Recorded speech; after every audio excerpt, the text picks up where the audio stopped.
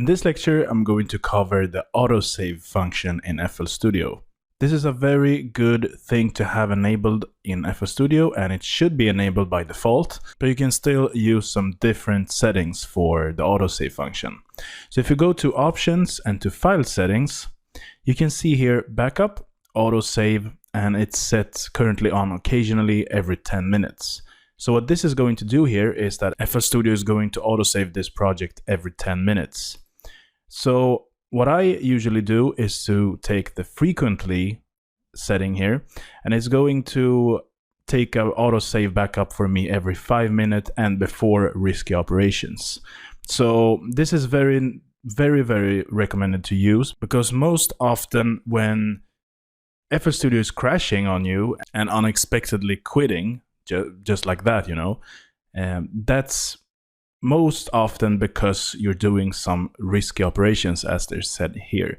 And this is, let's say, opening up a very huge plugin that takes up a lot of computers' resources, or let's say you're using something that you haven't tried out, like a third-party plugin that is, let's say it's a very old plugin that you're using, it's not updated, then you're doing a risky operation. And just before you're opening up that, FL Studio is going to take an autosave for you.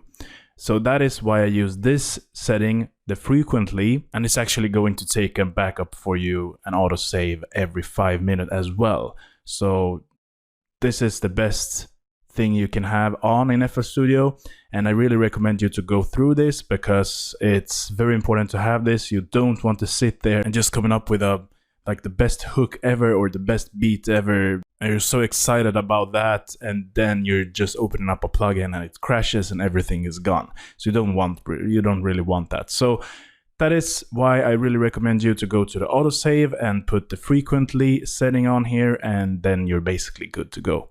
Okay guys, so see you in the next lecture.